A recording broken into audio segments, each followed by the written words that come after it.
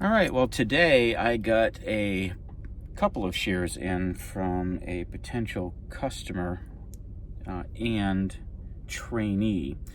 And I wanted to just kind of give you a rundown on what had happened. This is a gentleman who is a knife sharpener who's been thinking about getting into sharpening shears.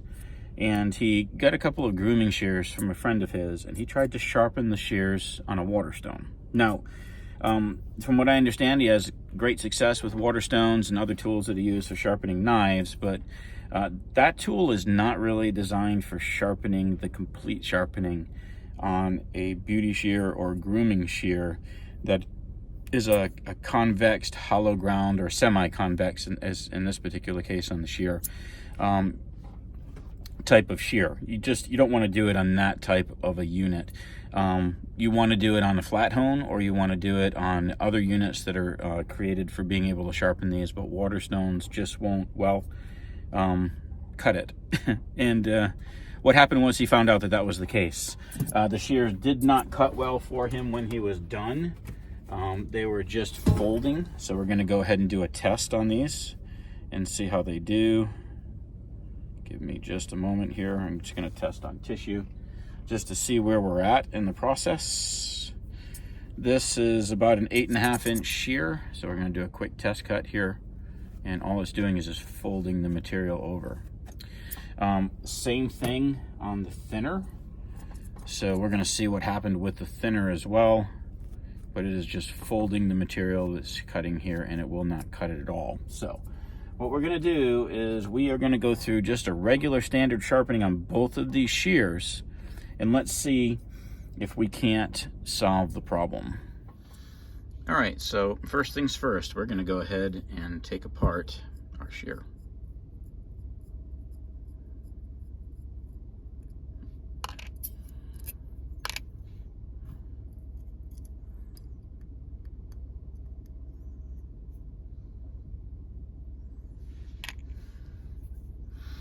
If you look at the front surface of the shear, you can actually see where the surface was marred from doing the work on the Waterstone. It's not polished, so we'll have to polish that front surface as well.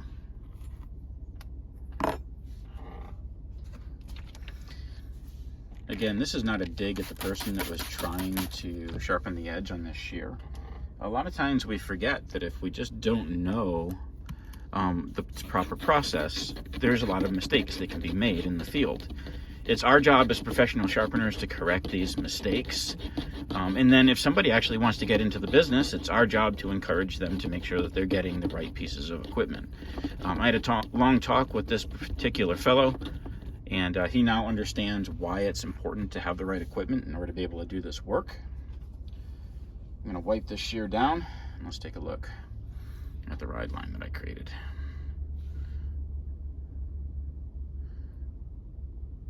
All right, I have a reasonably well-established ride line down the shear now, but the tip is still missing just a little bit. So I'm going to see if I can take care of the tip. If not, I might have to grind the tip back just a little bit in order to get this to work. As I'm working back and forth on the stone, I'm actually using one of my fingers up at the tip to help put a little bit of extra pressure, because there's some damage that's up there on the tip now. So we're going to want to see if we can force that in. If not, then we'll just grind that back.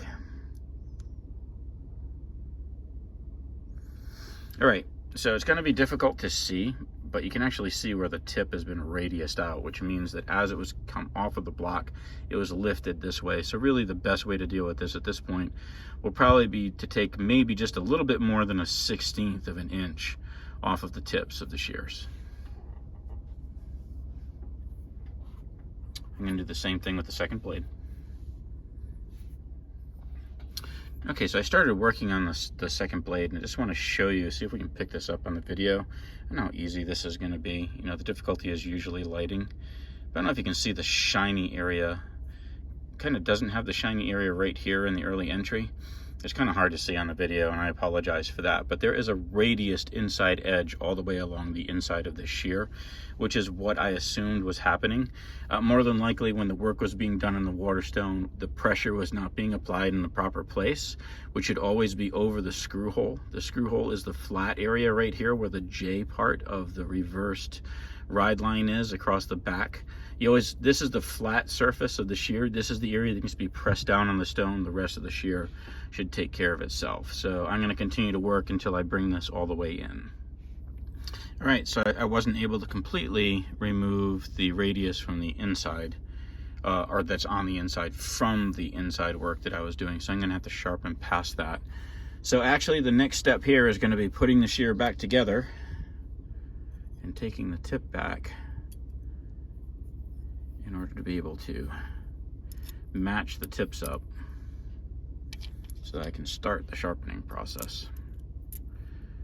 Now, normally on something like this, there would be an additional at least $10 to $15 charge to repair a shear like this that's been damaged in this way, because a lot of time actually goes into doing the sharpening process properly after a shear has been reworked like this. Now, if this was a first-time customer and it was an actual sharpening customer, I usually don't charge an additional fee or a repair fee to them. The reason that I don't do that is it's not their fault. I mean, you know, they don't know until they find out that the person that's doing the sharpening doesn't know the proper procedures. So if it's my first time sharpening for them, I typically will not charge any kind of an up fee on that. I need to go ahead and bend this handle just a little bit too, because these tips are a little bit overcrossed. So we're going to bend that handle just a smidge and get those tips properly aligned, or at least reasonably aligned. Let me see, I'm going to do just a little bit more. Get that straightened out a little bit better. That's better. But if they do this again after the fact, then they do get charged. So anyway, let's go ahead and take these tips back. All right, to deal with this issue, I need to take the tips back probably close to 1/8 of an inch or so on the tips. So I'm going to start off by just knocking this down on the twice as sharp.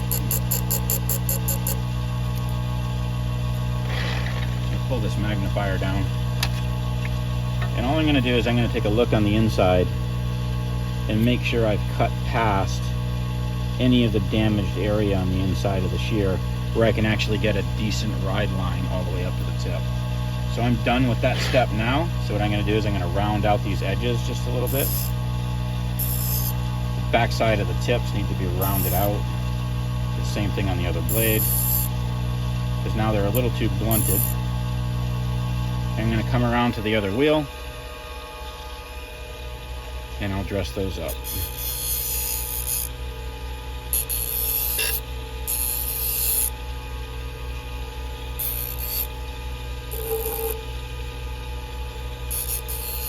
Make sure I didn't mar it when I bumped it down there on that finger guard. Let's take a look. All right, that looks good. There's no sharp or edgy sides to the tip of the shear, and I'll be able to fully rework the inside of that shear all the way up to the tip now. So now the shear comes back apart and we go through our regular sharpening. All right, so I'm going to go ahead and edge the shear. I'm right at between about a 40 and 45 degree angle right now.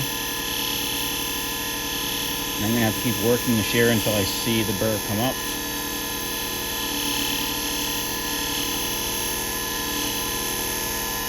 The temptation is to turn the shear's edge over to bring that burr up faster.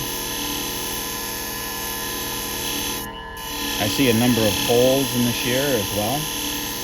What that means is there's irregular angles on the front of the shear right now.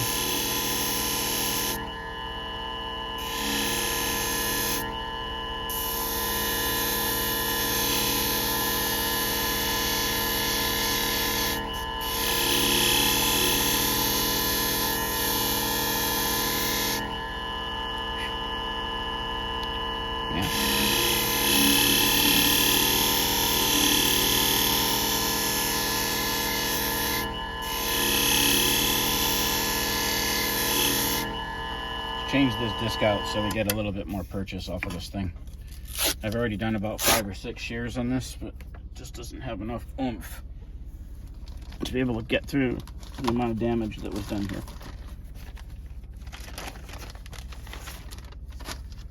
So a fresh pad is going to bring the edge up quicker. Oops, 2 pads. 2 for the price of 1 there. All right, let's see. Set that on there. Even that up.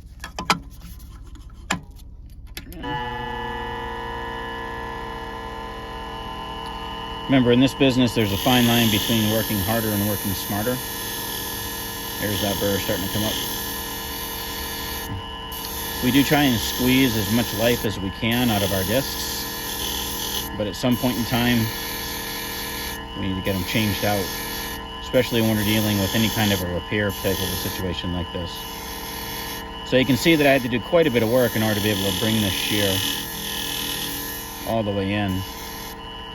I'm going to rotate up just slightly, and rotate up just slightly, and rotate up just slightly to knock some of the backside of that angle down just a little bit, especially since we're going to be doing a good bit of work on the front of the shear. We have a fully formed burr across the entire edge. So I'm going to do the same thing to the second blade, and then I'm going to go ahead and step down by the, with a 15 and a 9, and then we'll go back over to the waterstone. All right, so I've sharpened past the damaged edge. And pull the burrs back that I've created. Wipe any additional burrs that might be on there off. Go back to the stone. We're going to work back and forth just to establish a proper ride line now.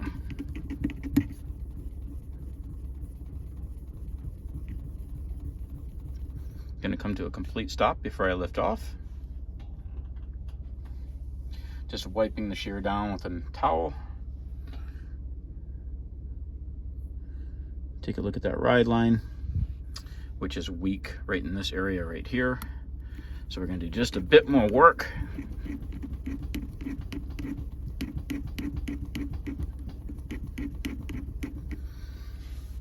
So much had to come off of that center section. I really didn't want to take a lot more off of the ends, so I had to adjust the... There we go, that'll work, that's good enough. Let's see if we can get that ride line in a little bit better. Ugh, stainless steel in the video, so much fun.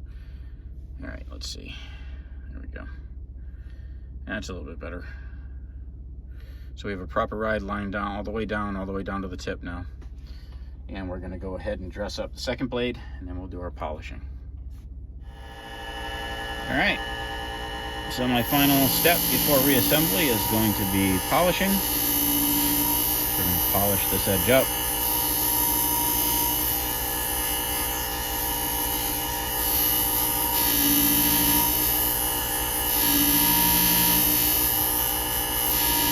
Rotate up. Rotate up. Rotate up. Rotate up. I'm just going to look at the shear, wipe down real quick. So my polish is coming in well at the edge. And now what I'm going to have to do is continue to polish down the front surface to deal with the marring of the surface on the shear. All right, so I've got the shear back together. You can also see that the shear has been polished out. We've got rid of the majority of those scratches. There are still a few minor little surface scratches that are left on the front surface of the shear that were just really, really deep. And, you know, I could have kept going and kept going and kept going and completely removed those. But, you know, there's that fine line again between wasting time and making money in this business, especially since I'm actually not making anything for doing this one here. This is trying to help this particular potential customer out here. He is thinking about purchasing a sharpening unit. And also going to be doing some training potentially too. So, all right, let's see if we've solved this problem. So you can see here we got a good clean cut all the way at the tip.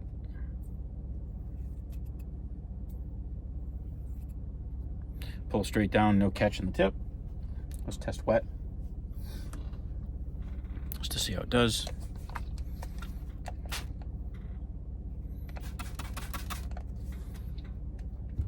Oh, mental note not to spray the camera, right? Didn't say I was bright. Good clean cut all the way to the tip.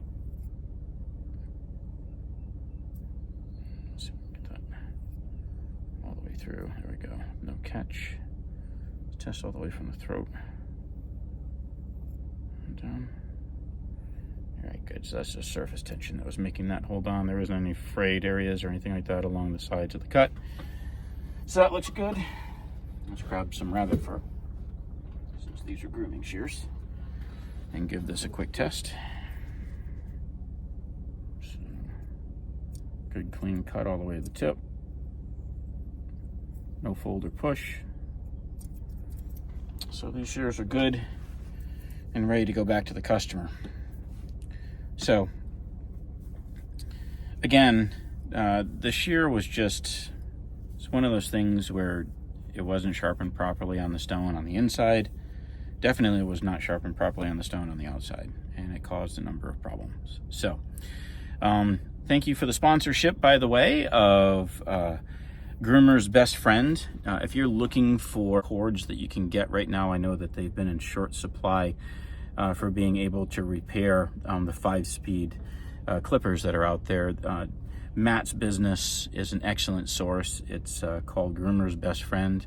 I'll leave a link below. He also sells a patented Dremel tool for doing the nails on dogs that sharpeners can also sell. It's a great price point, and it's a great little tool. So if you were interested in looking at carrying something like that, give him a ring. He sells a few other odds and ends sundries for us as well, which is things like ceramic cutters and steel cutters for blades. They're aftermarket, but they're pretty good. I've tried them myself and I actually like them. I have a number of customers that have tested them and have been very pleased with them. So his information will be below, and thank you, Matt, for sponsoring this video.